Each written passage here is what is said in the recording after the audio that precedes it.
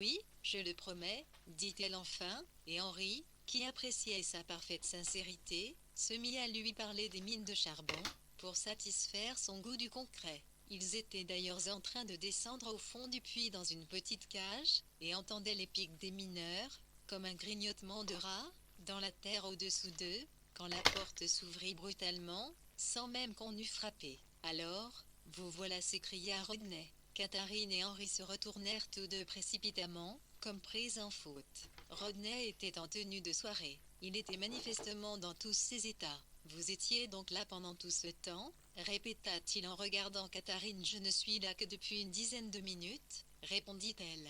Ma chère Catherine, cela fait plus d'une heure que vous avez quitté le salon. Elle ne dit rien. Est-ce que cela a vraiment de l'importance, demanda Harry Rodney, n'ayant pas envie de se montrer déraisonnable en présence d'un autre homme. Il ne lui répondit pas.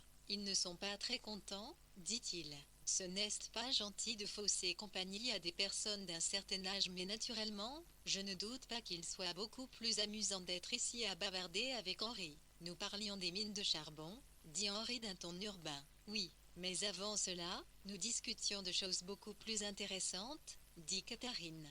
Constatant qu'elle cherchait apparemment à le blesser, Henri se dit que Rodney n'allait pas tarder à exploser. Ça, je n'ai pas de mal à le croire, dit Rodney avec son petit ricanement habituel, se penchant au-dessus du fauteuil d'Henri et pianotant sur le bois du dossier. Plus personne ne disait rien, et ce silence était horriblement gênant, au moins pour Henri. Était-ce très ennuyeux? William demanda soudain Catherine d'une voix complètement différente, avec un petit geste, le 1 à main. Ton restant et le livre. 9h37. Évidemment c'était ennuyeux, dit William d'un ton boudeur. Eh bien, restez donc bavarder avec Henri, moi je redescends, répliqua-t-elle.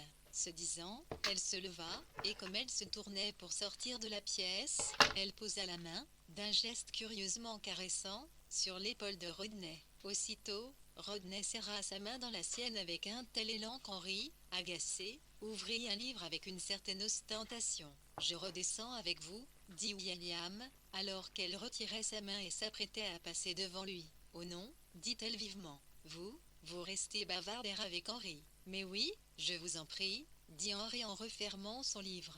L'invitation était polie, mais pas précisément chaleureuse. Rodney hésitait manifestement sur le parti à prendre, mais voyant que Catherine allait sortir, il s'écria « Non, je veux aller avec vous ». 111. Elle tourna la tête et lança, d'un air autoritaire, et sur un ton si impérieux, « Cela ne vous servirait à rien. J'irai me coucher dans 10 minutes. » Bonsoir. Elle adressa un signe de tête à chacun. Mais Henri ne put éviter de remarquer que son dernier regard avait été pour lui. Rodney s'assit assez lourdement. Son humiliation était si évidente qu'Henri n'avait guère envie d'amorcer la conversation par une remarque à caractère littéraire. D'un autre côté, s'il ne le retenait pas, Rodney risquait de se mettre à parler de ses sentiments, et les épanchements de ce genre, où leur simple perspective, paraissent extrêmement pénibles. Il opta donc pour une solution intermédiaire, autrement dit, il écrivit sur la page de garde de son livre une petite note qui disait « La situation devient des plus gênantes ». Il l'agrémenta de ces fioritures et bordures ornementales qui prolifèrent sous la plume en pareilles occasions. Ce faisant,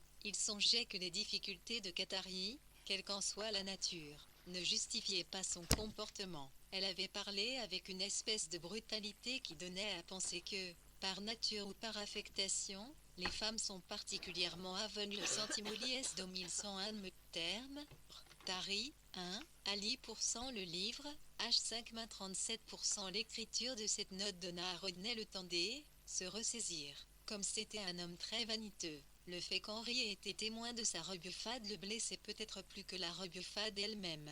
Il était amoureux de Catherine, et l'amour ne réduit pas la vanité, il l'augmente, surtout, serait-on tenté de dire, en présence de quelqu'un du même sexe. Mais Rodney bénéficiait du courage qui découle de ce travers dérisoire et attendrissant, et quand il eut refréné sa première impulsion, qui était de se ridiculiser d'une manière ou d'une autre, il trouva son inspiration dans la coupe impeccable de son habit. Il choisit une cigarette, la tapota sur le dos de sa main, posa complaisamment ses élégants souliers vernis sur le bord du garde-cendre, et fit appel à toute sa dignité. Il y a plusieurs grands domaines dans les environs, Otway, commença-t-il. Vous avez des chasses intéressantes, Voyons, de quelle meute pourrait-il s'agir? Sir William Budge, le roi du sucre, possède le plus grand domaine. Il a racheté les terres du pauvre Stanley Amo, qui a fait faillite. De quel Stanliam s'agissait-il? De Vernet ou d'Alfred? Temps restant le livre. 9h04 3 à 7% d'Alfred. Moi-même je ne chasse pas. Vous êtes un grand chasseur, je crois. Vous avez la réputation d'être un excellent cavalier. En tout cas, ajouta-t-il, désireux d'aider Rodney à retrouver toute son assurance. Oh, j'adore monter, répliqua Rodney. Pourrais-je me procurer un cheval par ici? Mais quel idiot je fais! J'ai oublié d'apporter une tenue. Cela dit, je me demande bien qui vous a raconté que je savais me débrouiller sur un cheval. À la vérité, Henri était aux prises avec la même difficulté. Il ne souhaitait pas introduire le nom de Catherine dans la conversation, et se contenta donc de répondre vaguement qu'il avait lieutenant toujours entendu dire que Rodney était un excellent cavalier. En fait, il n'avait que très peu entendu parler de lui, dans un sens ou dans un autre, et l'acceptait à titre de silhouette familière se profilant à l'arrière-plan dans la maison de sa tante et, chose inévitable autant qu'inexplicable, de fiancé de sa cousine. Je n'aime pas beaucoup chasser et Tusil, poursuivit Rodney, mais on est bien obligé de le faire, si on ne veut pas être complètement quitte Marge. J'imagine qu'il y a de temps restant, salit le dvé. 9h05 37%. Très joli coin par ici. J'ai eu l'occasion de séjourner à Bolamol. Le jeune Cranthorpe était étudiant en même temps que vous, si je ne me trompe. Il a épousé la fille du vieux Lord Bolam. Des gens charmants à leur façon. Je ne fréquente pas ce milieu, remarqua Henri, assez sèchement. Mais Rodney, dont les réflexions avaient pris un tour agréable, ne put résister à la tentation de les prolonger un peu. Il se donnait à lui-même l'image d'un homme parfaitement à l'aise dans le grand monde, mais suffisamment instruit des vraies valeurs de l'existence pour se sentir personnellement supérieur au « Mais vous devriez, reprit-il. Cela vaut réellement la peine de passer quelques jours là-bas, en tout cas, une fois l'an. On y est fort bien reçu, et les femmes sont ravissantes. Les femmes songea Henri, révolté. Qu'est-ce qu'une érable pourrait bien te trouver? Sa tolérance avait presque atteint ses limites. Néanmoins il ne pouvait s'empêcher d'avoir de la sympathie pour Rodney, et cela lui paraissait étrange, car il était délicat. Et si un autre les avait étenues, définitive Verna, de tels propos l'auraient condamné eux. Il commença, en tenait, à ceux de 37% en restant idylle le livre. 9h me demandait quel genre d'homme pouvait bien être le futur mari de sa cousine. Il fallait qu'il soit un personnage bien singulier pour pouvoir se permettre tant de grotesques vanités. Je ne crois pas que j'aurai beaucoup de succès dans ce milieu, répliqua-t-il. Je ne crois pas que je saurais quoi dire à Lady Rose si je la rencontrais. Cela ne me pose aucun problème, ricana Rodney. Il suffit de leur parler de leurs enfants, si elles en ont, ou de leur petit talent peinture, jardinage, poésie. Elles se montrent si délicieusement attentives. Sérieusement, vous savez, je crois qu'on a toujours intérêt à soumettre ses poèmes à une femme. Ne leur demandez pas ce qu'elles en pensent. Demandez-leur simplement ce qu'elles ressentent. Catherine, par exemple, Catherine, dit Henri, en insistant sur ce nom, presque comme s'il en voulait à Rodney de le prononcer. Cathare ne est très différente de la plupart des femmes absolument, acquiesça Rodney. Elle est, il parut sur le point de la décrire, et hésita longuement. Elle est très en beauté, déclara-t-il, mais sur un ton presque théitélite de celtique qu'il avait eu jusqu'interrogatif. Bien, lift-la. Henri inclina la tête, tant restant dans le bur. 9h minimum, mais, dans votre famille, vous êtes sujet aux sautes d'humeur. 1. Pas Catherine, dit fermement Henri. Pas Catherine, répéta Rodney, comme s'il réfléchissait au sens de ses paroles. Non, vous avez peut-être raison, mais ses fiançailles l'ont changé. Naturellement, ajouta-t-il, il n'y a rien d'étonnant à cela. Il attendit une confirmation, mais Henri garda le silence. Catherine a eu une vie difficile, par certains côtés, reprit-il. Je crois que le mariage sera une bonne chose pour elle. Elle a de grandes capacités. Très grandes, dit fermement Henri. Oui, seulement voilà, à votre avis dans quel sens vont-elles? Rodney avait complètement cessé de jouer les hommes d'expérience et semblait souhaiter qu'Henri l'aide à se tirer d'embarras. Je n'ai, c'est pas, dit Henri avec une grande circonspection. Pensez-vous que des enfants, une maison, ce genre de choses, pensez-vous que cela pourrait la satisfaire? Saris oubliait que je suis absent toute la journée 37%. Elle ferait sûrement une bonne maîtresse de maison, déclara Henri. Oh, admirable, dit Rodney. Mais la poésie m'absorbe beaucoup. Catherine, elle, n'a pas cela. Elle admire ma poésie, vous savez, mais cela ne lui suffirait peut-être pas, non, dit Henri. Il marqua un temps d'arrêt. Je crois que vous avez raison, ajouta-t-il, comme s'il résumait ses réflexions. Catherine se cherche encore. La vie n'est pas encore tout à fait réelle pour elle, je me dis parfois. Oui, insista René, comme s'il était suspendu à ses lèvres. C'est ce que je dis, reprit-il, voyant qu'Henri gardait le silence, mais il n'acheva pas sa phrase, car la porte s'ouvrit, et ils furent interrompus par Gilbert, le jeune frère d'Henri, au grand soulagement de ce dernier, qui en avait déjà trop dit à son goût. Chapitre 17. Quand le soleil brillait, ce qu'il fit avec un éclat inhabituel pendant cette semaine de Noël, il faisait ressortir l'aspect souvent défraîchi et mal entretenu de Stodon et de son parc. En vérité, après avoir servi dans l'administration de l'Empire des Indes, Sir Francis était parti en retraite avec une pension qu'il ne jugeait pas proportionnelle au service rendu, et qui n'était certainement pas proportionnelle à ses ambitions. Il n'avait pas eu la carrière escomptée, et bien que le vieil homme eût fière allure avec ses favoris blancs et son tas à cajou, et qu'il disposât d'une riche culture livresque d'un joli répertoire d'anecdotes savoureuses, personne ne pouvait ignorer très longtemps qu'un épisode orageux les avait fait tourner à l'aigre. Il se sentait victime d'une injustice. Ce sentiment datait du milieu du siècle précédent, quand à la suite d'une manœuvre de l'administration, on avait scandaleusement passe-temps restant d'Harry, le livrage H59 minutes 37 outrace et mérité promu à Salas un collègue moins ancien. Les tenants et les aboutissants de cette affaire, à supposer qu'elle fût fondée sur des faits, n'était plus très clair dans l'esprit de sa femme et de ses enfants, mais cette déception avait joué un très grand rôle dans leur vie, et avait empoisonné celle de Sir Francis, de même qu'une déception amoureuse est censée empoisonner toute la vie d'une femme. À force de remâcher son échec, de corriger et recorriger la liste de ses mérites et des rebuffades essuyées, Sir Francis était devenu un égoïste fieffé, au caractère de plus en plus difficile et exigeant depuis son départ en retraite. Son épouse opposait maintenant si peu de résistance à ses accès d'humeur qu'elle ne lui était pratiquement d'aucune utilité. Il avait pris pour confidente sa tille Euphemia, dont la jeunesse se consumait rapidement au service de son père. C'est à elle qu'il dictait les souvenirs destinés à venger sa mémoire, et elle devait sans arrêt lui assurer qu'on l'avait traité de manière scandaleuse.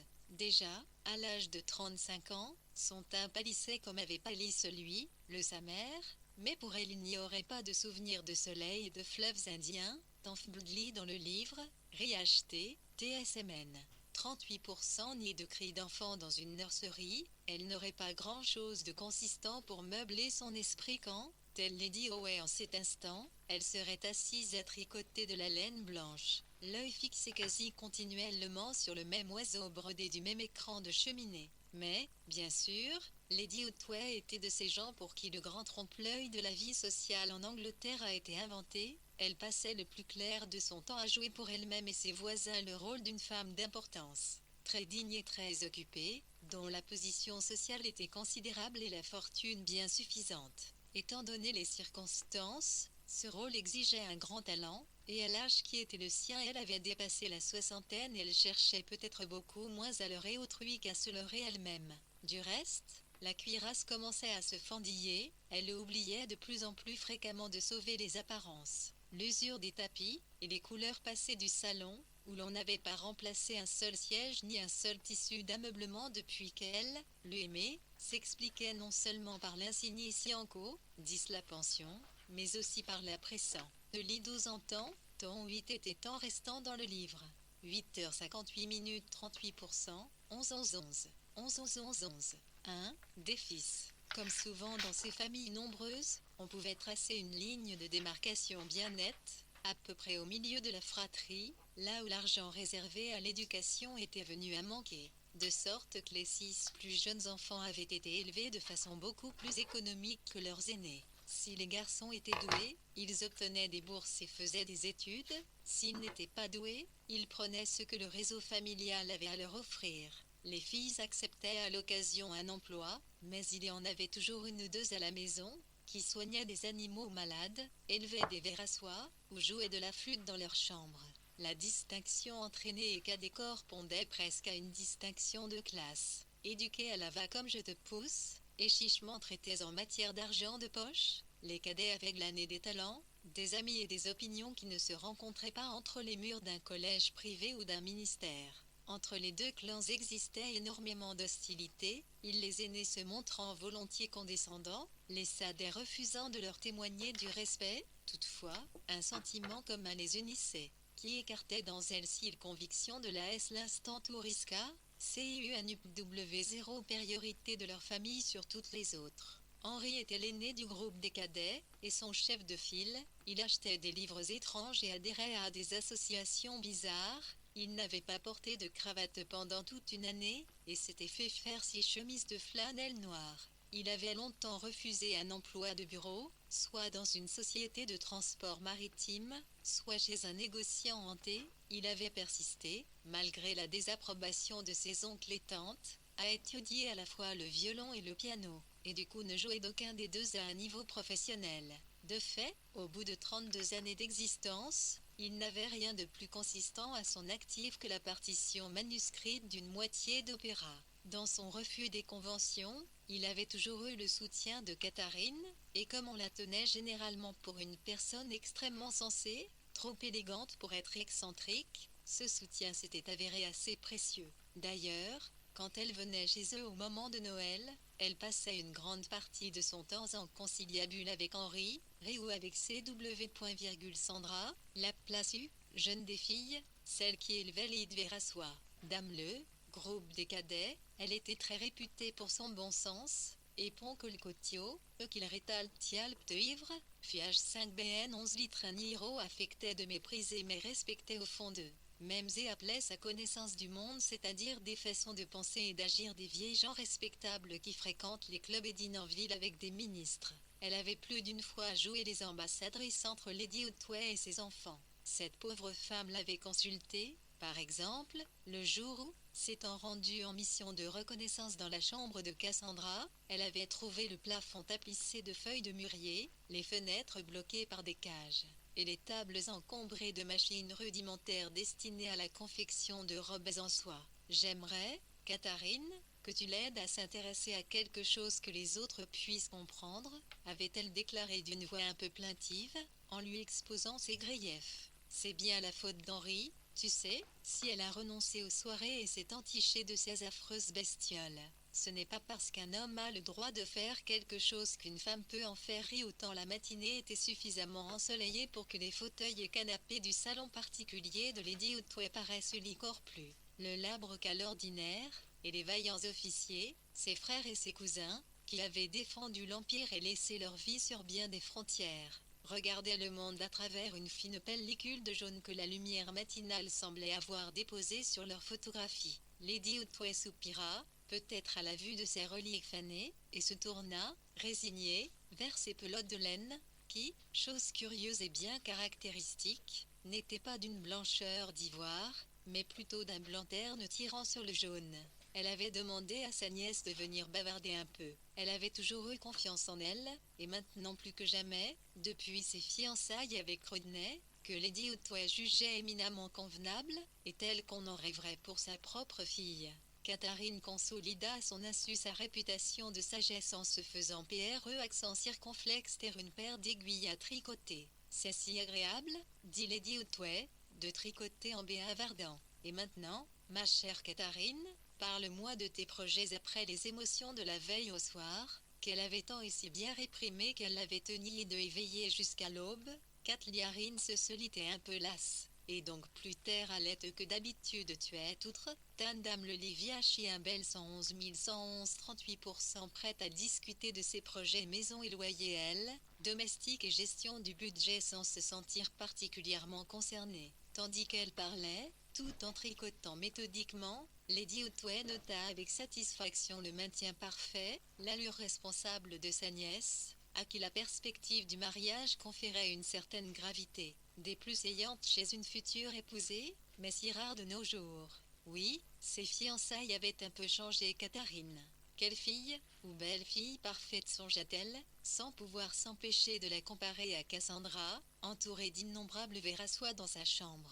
Oui, se dit-elle encore, posant sur Catherine des yeux ronds, verdâtres et aussi inexpressifs que des billes humides. Catherine ressemble aux jeunes filles de mon temps. Nous ne prenions pas à la légère les choses sérieuses de l'existence, mais alors même qu'elle se félicitait à cette pensée et commençait à distribuer ses trésors de sagesse dont aucune de ses propres filles, hélas, ne semblait à présent avoir besoin, la porte s'ouvrit, et Mrs. Ilibelli entra, ou plutôt n'entra pas il dans la pièce, mais s'immobilisa en souriant sur le seuil, s'étant à l'évisilico trompst, de porte, tant restant dans le lit. 8h54 je ne m'y retrouverai jamais dans cette maison, s'écria-t-elle. Je me rendais à la bibliothèque, et je ne veux pas vous interrompre. Vous faisiez un brin de Cosette. Toutes les deux, la présence de sa belle-sœur mettait Lady Otway un peu mal à l'aise. Comment pouvait-elle poursuivre devant Maggie? Car elle était en train de dire une chose que jamais, au cours de toutes ces années, elle n'avait dite à Maggie elle-même. Je débitais à Catherine quelques banalités sur le mariage, dit-elle avec un petit rire. Aucun de mes enfants ne s'occupe donc de vous, Maggie. Le mariage, dit Mrs. Ilbury, qui entra dans la pièce en hochant une ou deux fois la tête. Je dis toujours que le mariage est une école, et pour avoir un prix, il faut aller à l'école. Charlotte a remporté tous les prix, ajouta-t-elle, en donnant à sa belle-sœur une petite tape affectueuse, ce qui mit Lady Otway encore plus mal à l'aise. Elle s'esclaffa brièvement, marmonna quelques mots, et termina par un soupir. Tante Charlotte disait que ce n'est pas la peine de se marier si on ne veut pas se soumettre à son mari, dit Catherine, reformulait les paroles de sa tante de son temps restant dame le Lévy HHS 111 111 38% beaucoup plus précise. Et quand elle s'exprimait ainsi, elle n'avait pas du tout l'air d'une autre époque. Lady Otway la regarda, et hésita un instant. Ma foi, je ne conseille vraiment pas le mariage à une femme qui entend agir à sa guise, dit-elle, en commençant minutieusement un nouveau rang. Mrs. Ilbury était un peu au courant des circonstances qui, pensait-elle, avaient inspiré cette réflexion. Aussitôt se répandit sur son visage une compassion qu'elle ne savait trop comment exprimer. Ah, vraiment? Quelle honte, s'exclama-t-elle, oubliant que ses interlocutrices pourraient avoir du mal à suivre sa pensée. Mais, Charlotte, cela eût été bien pire si Frank s'était déshonoré en quelque manière. Et puis l'important n'est pas ce que nos maris obtiennent, mais ce qu'ils sortent. Moi aussi j'ai rêvé de chevaux blancs et de palanquins, mais finalement je préfère les encriers. Et qui ça t'est, conclut-elle en regardant Catherine, ton père peut être fait baronnet d'un jour à l'autre. Lady Otway, qui était la sœur de Monsieur Ilbury, n'ignorait pas que les Ilbury, entre eux, traitaient Sir Francis de vieux despote. Et bien qu'elle n'ait pas tout saisi hier, elle savait ce qui avait provoqué les remarques de Mrs. Ilbury. Mais si l'on accepte l'autorité de son mari, dit-elle, s'adressant à Catherine, comme s'il existait une complicité entre elles deux, un mariage heureux est source du plus grand bonheur qui soit. Oui, dit Catherine, mais elle n'avait pas l'intention de finir sa phrase, et souhaitait seulement inciter sa mère et sa tante à continuer à parler du mariage, car elle se sentait prête à accueillir toute l'aide qu'on voudrait bien lui apporter. Elle tricotait toujours, mais elle maniait ses aiguilles avec une énergie qui contrastait singulièrement avec le geste souple et rêveur de la main potelée de Lady Otway. De temps à autre, elle jetait un petit coup d'œil sur sa mère, puis sur sa tante. Mrs. Ilbury tenait un livre à la main et se rendait sans doute à la bibliothèque pour ajouter un paragraphe à l'ensemble disparate qui constituait la vie de Richard Alardis. En temps normal, Catherine aurait pressé sa mère de descendre, et veillé à lui éviter tout motif de distraction. Cependant, son attitude à l'égard de la vie du poète avait changé comme bien d'autres choses, et elle acceptait volontiers de taire une croix sur l'horaire Tempslary, le livre. 8h05 à 8% de travail qu'elle avait concocté. Mrs. Ilbury en était secrètement ravie. Son soulagement à se voir ainsi et d'y penser de sa tâche se traduisit par l'humour espiègle des petits regards obliques qu'elle lança en direction de sa fille, étant de mansuétude l'amie d'excellente humeur. Pourrait-elle se contenter de rester bavarder avec elle? Il était tellement plus gai d'être assise dans une pièce agréable, pleine de toutes sortes d'objets intéressants qu'elle n'avait pas regardés depuis un an au moins, que de chercher dans un dictionnaire une date qui en contredisait une autre. Nous avons au-dessus des maris parfaits, conclut-elle, pardonnant généreusement à sœur Francis tous ses défauts en bloc. Non qu'un mauvais caractère me semble vraiment être un défaut chez un homme. Enfin, il ne s'agit pas d'un mauvais caractère, se reprit-elle, jetant mentalement un coup d'œil du côté de sœur Francis. Je dirais plutôt un caractère vif et impatient. La plupart des grands hommes, à vrai dire, les grands hommes ont eu mauvais caractère, excepté ton grand-père, Catherine, et aussitôt elle soupira, et remarqua qu'elle ferait pour être bien de descendre à la bibliothèque. Temps restant ciel bleu livre, HH 50 111 111 39%. Mais dans un mariage ordinaire, est-il indispensable de se soumettre à l'autorité de son mari, demanda Catherine, sans faire attention à la remarque de sa mère, ni même se rendre compte de la mélancolie qui venait de s'emparer d'elle à la pensée qu'elle aussi devrait mourir un jour. Je dirais que oui, certainement, répondit Lady Otway, avec une fermeté très inhabituelle de sa part. En ce cas, il vaudrait mieux s'y résoudre avant d'être mariée, dit Catherine d'un ton songeur, comme si elle se parlait à elle-même. Mrs. Hilbery n'était guère intéressée par ces réflexions, qui semblaient donner un tour bien sombre à la conversation, et pour se remonter le moral elle eut recours à un remède infaillible et le regarda par la fenêtre. Regardez donc ce joli petit oiseau bleu, s'écria-t-elle, et un œil se posa avec un plaisir extrême sur le ciel bleu tendre, sur les arbres, sur les champs verts qu'on apercevait derrière les arbres, et sur les branches dénudées qui encadraient la petite mésange bleue. Elle était d'une exquise sensibilité à la nature. Tant restait dans le bite. UH 49-23-9 et la plupart des femmes savent d'instinct si elles en sont capables, non? Glissa rapidement Lady Otway, comme si elle voulait profiter de l'inattention de sa belle sœur pour dire ce qui lui tenait à cœur.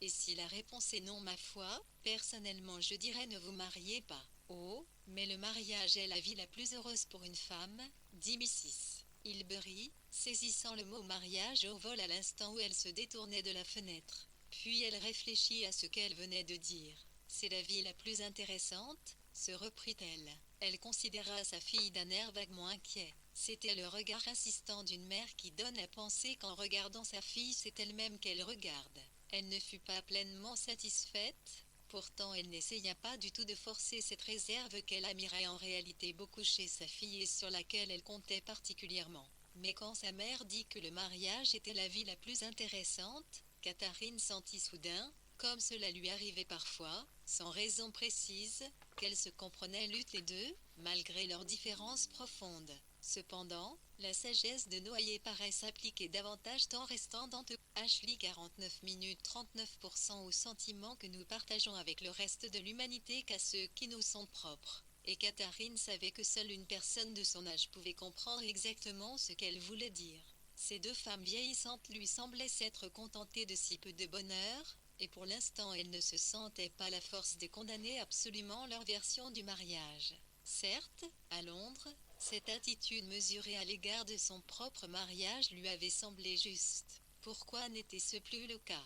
Pourquoi la trouvait-elle à présent déprimante? Il ne lui venait pas du tout à l'esprit que sa propre conduite pouvait paraître bien mystérieuse à sa mère, ni que les jeunes suscitent autant d'émotions chez leurs aînés que ceux-ci en suscitent chez les jeunes. Il était pourtant vrai que l'amour, la passion, quel que soit le nom qu'on lui donne, avait joué un rôle beaucoup moins important dans la vie de Mrs. Hilbery qu'on aurait été tenté de le croire, étant donné sa nature enthousiaste et imaginative. Elle avait toujours été plus intéressée par d'autres choses. Lady Otway, si étrange que cela paraisse, devinait plus justement l'état d'esprit de Catherine que sa propre mère. Tant restant si le livre, t-il 48 minutes 39%. Pourquoi ne vivons-nous pas tous à la campagne, s'écria Mrs. Hilbery, en regardant une fois de plus par la fenêtre. Je suis sûre qu'on aurait de si jolies pensées si on vivait à la campagne. Pas d'affreux taudis pour nous démoraliser, pas de tram ni d'automobile, et tous ces gens à la mine resplendissante et enjouée.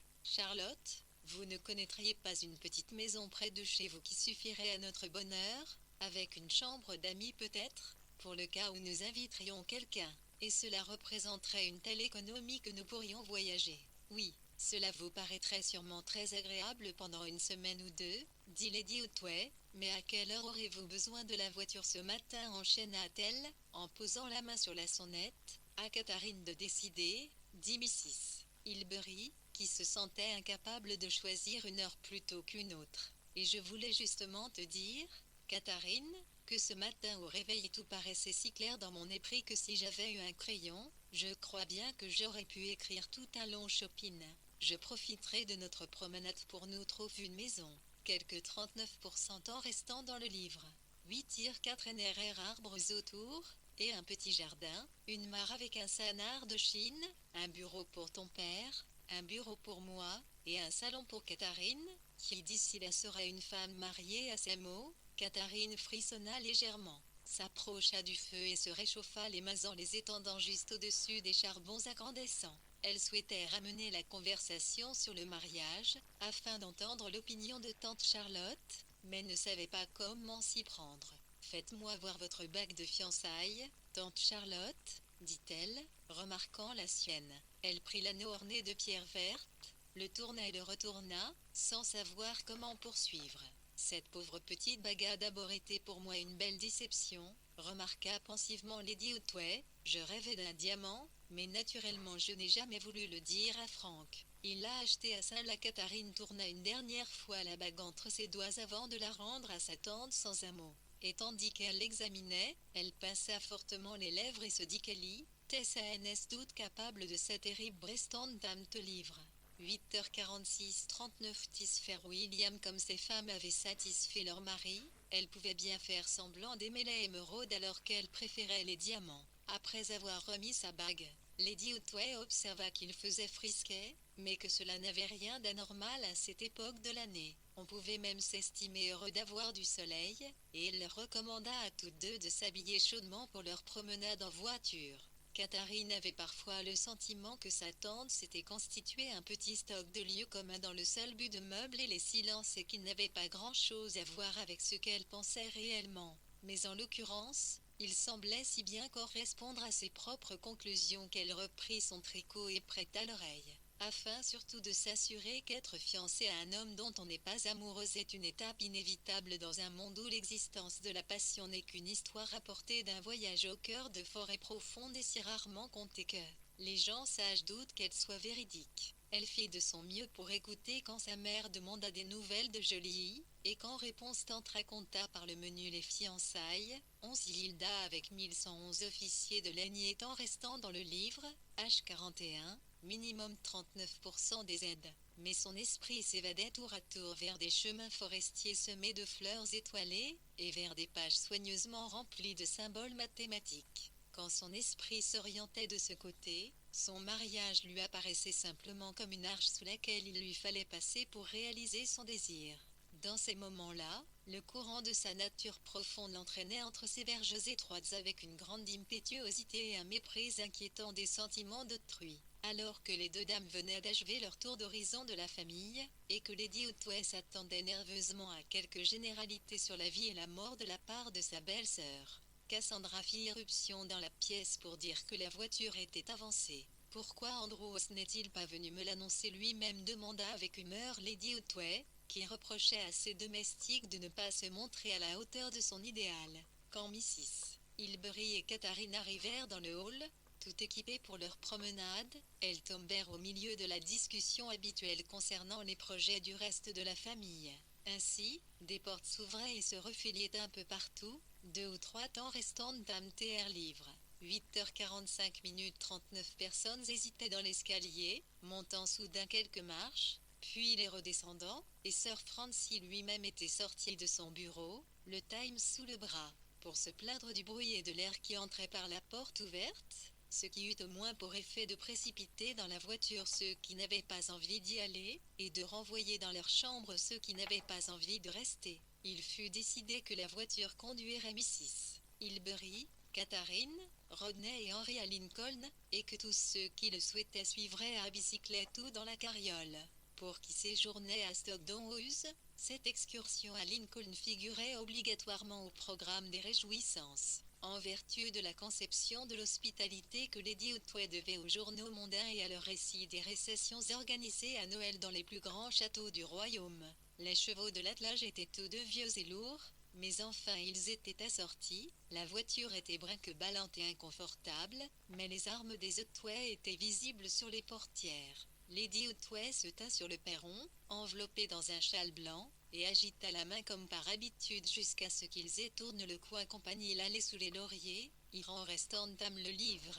8h44 fila 39% après quoi elle se retira à l'intérieur, consciente d'avoir joué son rôle, et soupirant à la pensée qu'aucun de ses enfants ne croyait utile de jouer le sien. La voiture roulait régulièrement sur la route aux longues courbes. L'attention de Mrs. Hilbery se relâcha insensiblement, délicieusement, et au bout de 5 minutes, les lignes vertes des haies, les carrés de la bourre doucement bombés et le ciel d'azur qui défilait sous ses yeux lui servirent de toile de fond pastoral pour le drame de la vie humaine. Puis elle pensa au jardin d'une petite maison, avec l'éclat jaune de jonquilles sur fond d'eau bleue, et entre l'agencement de ces différentes perspectives et la formation de 2 ou 3 jolies expressions. Elle ne remarqua pas que les jeunes gens assis dans la voiture demeuraient presque silencieux. Henri avait, de fait, été entraîné dans l'aventure à son corps défendant, et se vengeait en observant Catherine et Rodney d'un œil désabusé. Pour sa part, Catherine était dans une phase de sombre effacement de soi qui se traduisait par une profonde apathie. Quand Rodney lui parlait, soit elle se contentait d'un soit elle acquiesçait si mollement qu'il adressait sa remarque suivante à Miss Hilbery. Celle-ci pitié sa déférence, tant restante l'alpe de livre. 8h43 minutes 39% trouvait ses manières exemplaires, et quand apparurent les tours d'église et cheminées d'usine de la ville, elle secoua sa torpeur et retrouva quelques souvenirs du de bel été 1853, qui s'harmonisait parfaitement avec sa rêverie sur l'avenir. Chapitre 18. Mais pendant ce temps-là, d'autres promeneurs approchaient de Lincoln à pied et par d'autres chemins. 1 à 2 fois par semaine, le chef-lieu d'un comté voit affluer les habitants de tous les presbytères, fermes, manoirs et maisonnettes en bord de route, dans un rayon d'au moins 10 miles, et en l'occurrence, Ralph Denham et Mary Datchet étaient du nombre. Dédaignant la route, ils avaient pris à travers champs, et pourtant, à les voir, on avait l'impression que, tant que le chemin ne les faisait pas carrément trébucher, ils le suivaient sans y prêter beaucoup d'attention. TRL qui en restant lut le livre, UH 42 minutes 39%, tant le presbytère, ils avaient entamé une discussion qui imprimait à leurs jambes un rythme si vigoureux qu'ils progressaient à plus de 4 miles à l'heure, sans rien voir des haies, des carrés de la bourre doucement bombés, ni du ciel d'azur. Tout ce qu'ils voyaient c'étaient les chambres du Parlement et les ministères de Whitehall. Ils appartenaient tous deux à la classe qui est consciente d'avoir aliéné ses droits au profit de ces grandes structures et qui cherche à bâtir un nouvel édifice, conforme à sa conception de la loi et du gouvernement. Peut-être à dessein, Mary n'était pas du même avis que Ralph. Elle adorait l'affronter intellectuellement et sentir que son puissant cerveau masculin ne cherchait aucunement à ménager son jugement féminin. Il semblait discuter avec elle aussi âprement que si elle avait été son frère. Toutefois, il croyait pareillement qu'il leur incombait de réparer et reconstruire le système anglais. Il s'accordait à penser que nos conseillers locaux ne sont pas gâtés par la nature. Ils communiaient silencieusement, et à leur insu, dans l'amour du chamboule qu'ils traversaient d'un pas lourd, plissant les yeux tant ils se concentraient. Enfin ils reprirent haleine, laissèrent la discussion sans temps restant dans le livre.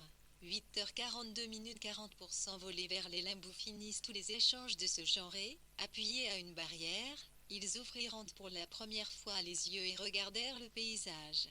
Échauffés par la marche, ils avaient des picotements dans les pieds et leur haleine s'élevait en vapeur autour d'eux. L'exercice physique les rendait tout de plus spontanés, moins empruntés que d'habitude, et Mary, saisie par une espèce de griserie, en vint même à penser que peu importait ce qui arriverait ensuite. Cela importait d'ailleurs si peu qu'elle faillit dire à Ralph « Je vous aime, je n'aimerai jamais personne d'autre. Épousez-moi ou laissez-moi, pensez de moi ce qu'il vous plaira. » Je m'en moquais éperdument sur le moment, toutefois, parler ou se taire lui semblait égal, et elle se contenta de joindre bruyamment les mains et de regarder au loin les arbres bruns auréolés de roux, et le paysage vert et bleu à travers la vapeur de son haleine. Elle se sentait tout aussi prête à dire « Je vous aime » que « J'aime être » ou simplement « J'aime. » Vous savez, Mary, dit Ralph, l'interrompant soudain, ma décision est prise en restant dans le livre. HH 41 minutes 40%. L'indifférence de Mary devait être superficielle car elle se dissipa aussitôt. Bien plus, les arbres disparurent de son champ de vision et elle vit, remarquable de netteté, sa propre main posée sur le haut de la barrière, Tandis qu'il poursuivait, j'ai décidé de laisser tomber mon travail et de venir vivre ici. Je voudrais que vous me donniez des détails sur cette petite maison dont vous m'avez parlé. Mais quoi qu'il en soit, trouver une maison ne devrait pas être bien difficile, hein. Candide vous y affectait un ton détaché, comme s'il s'attendait à ce qu'elle veuille le dissuader. Elle demeura silencieuse, comme pour l'inciter à poursuivre. Elle était convaincue qu'il tentait par ce moyen détourné d'aborder la question de leur mariage. Je ne supporte plus de travailler dans cette étude, reprit. J'ignore ce que ma famille en dira, mais je suis sûre d'avoir raison. Vous ne croyez pas? Venir vivre ici tout seul, demanda-t-elle. Je trouverai sans doute une vieille femme pour s'occuper du ménage, répliqua-t-il. J'en ai assez de tout ça, ajouta-t-il, et en ouvrit la barrière d'un mouvement en restant dans le livre. Tirage 40 minutes M, WL11, brusque. Ils commencèrent à traverser le champ suivant en marchant côte à côte. Croyez-moi, Mary, c'est parfaitement destructeur, consacrer son temps, jour après jour, à des trucs dont tout le monde se moque royalement. Je l'ai supporté pendant 8 ans, maintenant c'est fini. Mais tout ça doit vous paraître fou? Non, Mary avait eu le temps de se ressaisir. Non, je pensais bien que vous n'étiez pas heureux, dit-elle. Qu'est-ce qui vous faisait croire ça? Demanda-t-il, un peu surpris. Vous ne vous rappelez pas cette promenade dans Lincoln Sinnfield? Demanda-t-elle. Si, dit Ralph, ralentissant le pas, et se rappelant Catherine et ses fiançailles, les feuilles violacées écrasées dans l'allée, les pages éclatantes de blancheur sous la lumière électrique, et la désespérance qui entourait toutes ces choses. Vous avez raison, Mary, réussit-il à dire, mais je ne vois pas comment vous l'avez deviné. Tant restant tête livre 59 miles 40%. Elle garda le silence, dans l'espoir qu'il lui dise ce qui le rendait malheureux, car elle n'était pas dupe de ses excuses. J'étais malheureux, très malheureux, répéta-t-il. Quelques 6 semaines le séparaient de ce soir où, assis sur Embankment, il avait regardé ses rêves se dissoudre dans la brume tandis que l'eau courait le long du quai, et le sentiment de sa désolation le faisait encore frissonner. Il ne s'était absolument pas remis de son découragement. Voici que l'occasion se pressentait de l'affronter, comme il savait devoir le faire, car maintenant, forcément, ce n'était plus qu'un fantôme sentimental. Et mieux valait le chasser en l'exposant sans pitié au regard de quelqu'un comme Mary que le laisser influencer tous ses actes et toutes ses pensées, comme c'était le cas depuis le jour où il avait vu pour la première fois Catherine Hilbery servir le thé. Cependant, il fallait commencer par prononcer son nom, et ça, c'était au-dessus de ses forces. Il se persuada qu'il pouvait parler honnêtement sans citer son nom, il se persuada que ce qu'il éprouvait n'avait pas grand-chose à voir avec elle, tant restant dans le livre. 8h38 minutes 40%. Le malheur est un état d'esprit, déclara-t-il. J'entends par là qu'il ne résulte pas nécessairement d'une cause particulière. Ce début passablement guindé lui déplut. Il avait beau dire, il lui paraissait de plus en plus évident que Catherine était bien directement la cause de son malheur. J'ai commencé à trouver ma vie peu satisfaisante, reprit-il plus simplement. Elle me semblait n'avoir aucun sens. Il marqua un nouveau temps d'arrêt, mais sentit que cela, au moins, était vrai, et qu'il pouvait poursuivre dans ce sens. Chercher à gagner de l'argent et travailler 10 heures par jour dans un bureau, mais à quoi ça sert? Quand on est très jeune, voyez-vous, on a tant de rêves en tête que le métier qu'on fait paraît n'avoir aucune importance. Et si on est ambitieux, tout va bien, on a une raison de continuer, mais voilà que mes raisons ne me suffisaient plus. Peut-être n'en ai-je jamais eu. Cela me semble très probable, maintenant que j'y pense. Cela dit, existe-t-il la moindre raison de faire quoi que ce soit? Néanmoins, à partir d'un certain âge, on ne peut plus continuer à se raconter des histoires. Et je sais ce qui me poussait car les bonnes raisons venaient de surgir d'Anthony restant dans le livrage 3 et 3 mains 40%. Son esprit, je voulais être le sauveur de ma famille, vous voyez le genre. Je voulais qu'il réussisse dans la vie. C'était un mensonge, naturellement, et aussi une façon de me glorifier. Comme la plupart des gens, j'imagine, j'ai passé le plus clair de mon temps à me bercer d'illusions, et à présent j'en suis au stade difficile de la prise de conscience. J'ai besoin de me raccrocher à une autre illusion.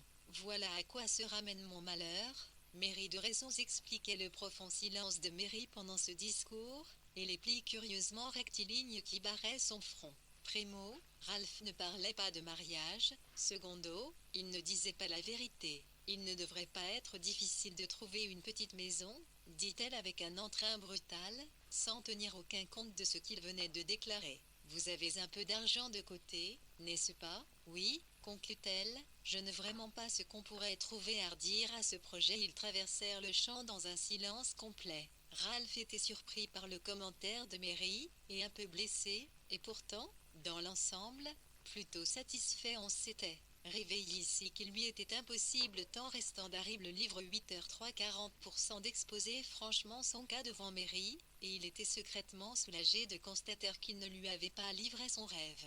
Elle était ce qu'elle avait toujours été pour lui, l'amie loyale et sensée, la femme en qui il avait confiance, et dont la sympathie lui était acquise, pourvu qu'il ne franchisse pas certaines limites. Il ne lui déplaisait pas de constater que ces limites étaient très clairement marquées. Après avoir traversé une nouvelle haie, elle lui dit « Oui, Ralph, il est temps pour vous de passer à autre chose. De mon côté, je suis arrivée à la même conclusion. Seulement dans mon cas il ne s'agira pas d'une petite maison à la campagne, ce sera l'Amérique. » L'Amérique, s'écria-t-elle. Voilà ce qu'il me faut. Là-bas on m'apprendra à organiser un mouvement, et je reviendrai vous montrer comment on s'y prend si, consciemment ou inconsciemment, elle cherchait à déprécier l'isolement et la sécurité d'une petite maison à la campagne, elle n'y réussit pas, car la détermination de Ralph n'était pas feinte, mais elle s'imposait soudain à lui avec sa personnalité propre, si bien qu'il leva vivement les yeux sur elle, qui marchait quelques pas devant lui dans le champ labouré, pour la première temps restant dans le livre HHST. 111 111 40% fois ce matin-là, il la voyait indépendamment de son rapport avec lui ou de la pensée obsédante de Catherine. Il lui semblait la voir avancer à grands pas, figure un peu gauche, mais indépendante et forte, dont il respectait profondément le courage. Ne partez pas, Mary, s'exclama-t-il, puis il s'arrêta net. Vous l'avez déjà dit, Ralph, rétorqua-t-elle sans le regarder. Vous voulez partir, mais vous ne voulez pas que je parte. C'est un peu déraisonnable, vous ne croyez pas, Mary, s'écria-t-il, pris de remords en se rappelant ses exigences et sa tyrannie à son égard. Je me suis conduit comme une brute avec vous. Elle eut besoin de toute sa force d'âme pour contenir ses larmes, et ravaler l'assurance qu'elle lui pardonnerait volontiers jusqu'à la fin des temps s'il le désirait. Ce qui la sauva, c'est l'espèce de respect de soi opiniâtre qui faisait partie de sa nature profonde et qui lui interdisait de capituler, même dans les moments de passion quasi irrésistible. Maintenant, quand tout n'était que tempête et vagues déferlantes, elle savait qu'il existait une terre où le soleil achillait généreusement sur des grammes tant restant d'Harry % le livre minimum 40% mères italiennes et des dossiers soigneusement annotés. Néanmoins, à voir cette terre hérissée de rochers et d'une pâleur de squelette, elle savait que la solitude et la dureté de sa vie là-bas seraient presque insupportables. Elle continua de marcher régulièrement, quelques pas devant lui, jusqu'à l'extrémité du champ labouré. Il leur fallait ensuite contourner un bois clairsemé au bord d'un accident de terrain bien pentu. Entre les arbres, Ralph aperçut en contrebas, au milieu d'une prairie parfaitement plate et d'un beau vert vif, un petit manoir gris, avec, sur le devant, des pièces d'eau, des terrasses et des taillés, sur le côté, ce qui ressemblait à un bâtiment de ferme, et derrière un rideau de sapin, le tout parfaitement abrité et isolé du reste du monde. Derrière la maison, le terrain recommençait à s'élever, et au sommet de la colline les arbres se détachaient bien droit sur le ciel, qui paraissait d'un bleu plus intense entre leurs troncs. Il fut aussitôt envahi par le sentiment de la présence même de Catherine. La maison grise et le ciel d'un bleu intense lui donnaient l'impression qu'elle était là toute proche. Il s'appuya à un arbre, prononçant son nom à voix basse, tant restant dans le livre 8h54 minutes 40% Catherine, Catherine, répéta-t-il, et il lui sembla être près d'elle. Il perdit conscience de tout qui l'entourait, tous les repères habituels le recuellaient, ce que nous avons fait et nous apprêtons à faire, la présence d'autres personnes et l'aide que nous procure l'évidence de leur foi en une réalité commune.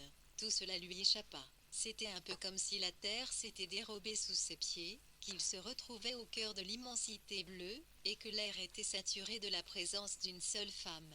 Le pépiment d'un rouge-gorge sur la branche au-dessus de sa tête le réveilla, et un soupir accompagna son réveil. Voici le monde où il lui fallait vivre, ici le champ labouré, là-bas la grande route, et Mary, qui arrachait le lierre sur les arbres. Quand il arriva à sa hauteur, il glissa son bras sous le sien et dit « Alors, Mary, Qu'est-ce que c'est que cette histoire d'Amérique? Sa voix avait des accents fraternels qui lui parurent bien magnanimes.